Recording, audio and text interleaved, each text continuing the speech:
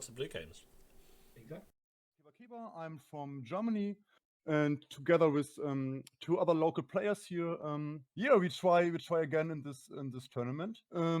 We've played 2 other KOTE tournaments, I guess, and right now it looks quite good actually. We have chances to win our group, at least if we win this match. Yeah, and regarding this matchup, I think it should go quite well for me most of the time. But there are a few things that could go horribly bad on the other hand. Yeah, that's actually the part I like most about this tournament, that you can practice a few times with your teammates, have a look at different strategies, analyze the deck, discuss what to look out for, and yeah, in general just practice and hopefully become better when the real matchups start. I guess I won 4 and lost 1 or something. No, it's not. It's yeah, I'm quite optimistic, but I fear if I'm if I'm too optimistic right now and say it will be easy, then I get crushed. Let's yeah, let's have a nice game. Good luck, have fun, and yeah, not anymore, I guess.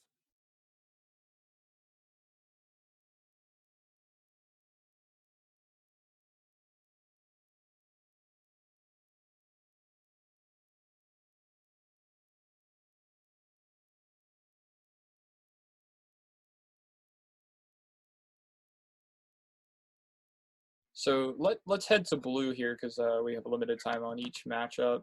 But we're gonna check out the blue matchup, and we first have Woody with the stingily furred singer of. You can what? Carvingelin. Another MM deck here. This one does not have as many cap enhancements. It looks like it's a lot of 5 damage enhancements. So let's see what this deck wants to do. You know, the first thing I notice is the Saurian house. The double Nero Taurus is kind of interesting. I've never seen that double in a deck. Again, it's got a Faust and a Ludo and a Tertiate, kind of a similar build there, but this one's also got Sagittarius Gaze, City State Interest, which is one of those plays that can just totally swing a game, especially if you've got a Faust. And then, you know, a Ludo, if they kind of time things out in the right way, they can make it so that you're either, you know, super behind as far as like key cost. And looking ahead, they also have a Pismire in the Untamed. So like it could be a really like kind of grueling game if you're trying to play that. I'll move to the Untamed, but also, I mean, just some of the creature makeup in this deck is fascinating. Looking at the 2 Brabbles, Infernus, Lord Invidious, Turnkey, like kind of a really nice collection of uncommon creatures, with an Obsidian Forge that could potentially go off for final key. The Untamed has obviously, like I said, that Pismire. It's got 2 Flumps, Fandangle, Ghost Hawk. I mean, these are like kind of typical Untamed creatures, but not bad. The Miasma Bomb is really interesting. Kind of a cool Maverick. I feel like it's a kind of a similar deck. Its Amber Control isn't as good as the other deck that we were just looking at, but yeah, I'll pull up the captain while you're talking. The spider charts are almost identical. Yeah, I mean, it's kind of what it looks like, because the Amber Control is better than average. This one's got better creature control with Savage Clash. You know, Lord Invidious is an interesting card as the Dis house leader. Basically you just can't play into it. You can't feed it like good stuff basically. And if you have like in your deck you've got a Draining Touch, like just save it for that Invidious and try to remove it that way. Yeah. And I'll kind of take that as an invitation to start on my deck here. And this is a weird one. It's a super weird one. It has a 3-1 record in whatever event it was. It's probably not chain bound because it has no chains.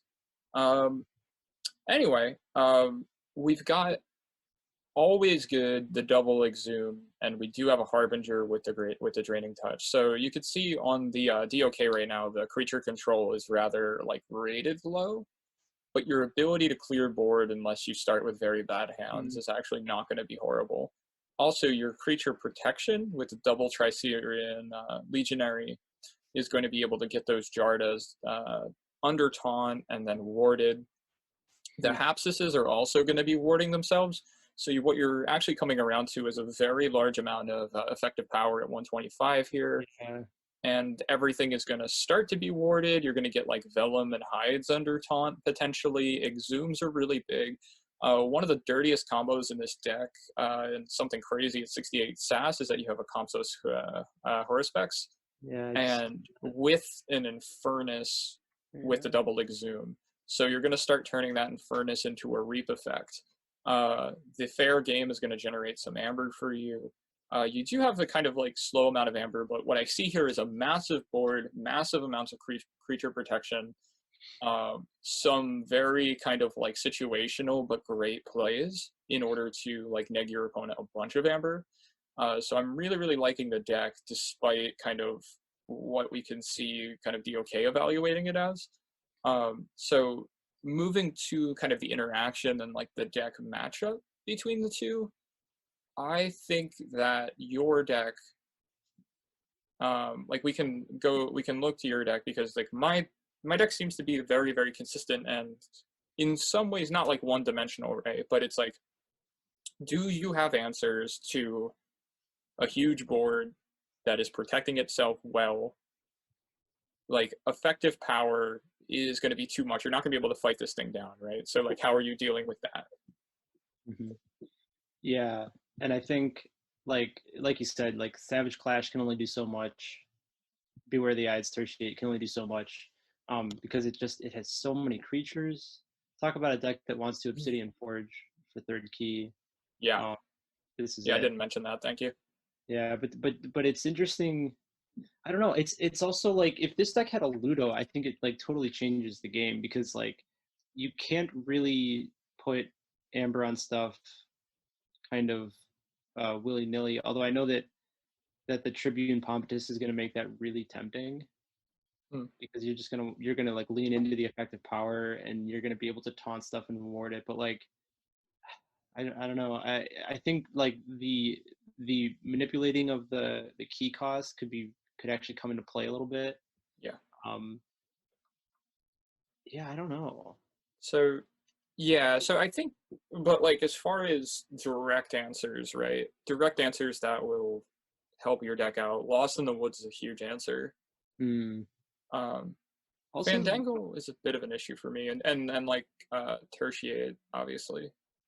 Also, like low key, the double Narratorus, like if they're in the right situation where they can keep you from fighting or reaping, depending on how the game unfolds, that's going to be pretty frustrating because again, this deck is so creature heavy, and it's got plenty of playabilities, and that's great. But like if you're sitting there and you can't fight with the Hapsises and they're just kind of sitting there, and I mean you can reap and try to generate and stuff like that, but the other deck has such good Amber control. I don't know. It might be a bit of a problem. Yeah, I think the well, I mean, yeah, your deck has the fantastic the Crucible University deck here in the blue matchup has probably the best. I mean, obviously the best Amber control. I feel like I have like certain like superlative plays. Sitting here and calling it like from above now, I think that a lot of things that you have don't really matter to me when I'm playing Rioter. I do have to be careful about the extent to which I stack up Amber because you do have Lost in the Woods, you do have Tertiate, so you have two like direct answers to taunts, kind of. But these are 2 cards, and I have 26 creatures and 2 exhumes. So as long as I'm not being totally reckless, I don't see how you kind of catch me here. So I like brain games in this game. Do you agree? I generally agree. I will say that that you are going to be forging at more than 6. That's all I'm going to say. Yeah, no, that is a thing. And it doesn't have great amber generation. I know that's, again, and it could if you're like really leaning into the Jardas or whatever, but I wouldn't count it out that this Crucible University deck, between Waking Nightmare and Dis, and then Faust the Great and Saurian, and then the Pismire and Untamed. Yeah. Yeah, the raising of cost could be a real issue for me. I don't see the threat to permanence the board. I like my chance to Obsidian more than I like your chance to Obsidian. Oh, I totally agree. Yeah. But yeah, we'll move from there. But I like Rioter. So we've got the blue matchup covered. And we're back. Hello. That's 2 rubbish first hands. Yeah, that's a mulligan of a hand in both, and they both correctly and that's a turn 1 Dark Fairy is always very strong. But the rest of that hand is... we'll see. But they haven't mulliganed the top hand, so... No, but I mean, being able to start off with Raptor, Jarter, and Legionary seems like a very strong play. I don't know. Interesting choice to go with the Drekka first. It just means that, as we can see, that Grunt is not going to create any amber. Wall of the Dam to blow up Legionary? Would make sense. But now and they've also chained themselves with this Infernus. Or they play it and then purge Legionary. Nope. Yeah, Drekka does make sense because you have to deal with it, but it also means that Grunt is not going to make any amber and just be able to deal with it when they can. Because Grunt is playing playing a lot slower deck, a lot more of a control archetype. And we're just going to see, just another Saurian turn. Pulls out the Pompeii, which increases the creature's powers. Fights with Raptor to fight with Pompeii, reap, and goes to check on 7 with the Strix. Yeah, with the Strix. Yeah, you had me there. But yeah, I would Dark Fairy first as well because it guarantees you 2 amber on the next turn and also allows you to deal with any other threats that come down. But I can see the Drekka play as well. Here comes the Tertiate, which is going to be 2 creatures because there's 4 down, and Tertiate rounds up, so it allows you to get rid of a third of yours and your opponent's creatures, rounding up. A third of 0 is 0, and a third of 4 is 2. Just don't get you to anyone's accounts with that theory, but yes. Nice exhume on the Legionary. Brings back Strix as well, goes up to 9. With Strix in hand, so 10. With Strix in play, so 10. With Strix in play, 10. Keba does not get to forge because of the Evil Eye that was played.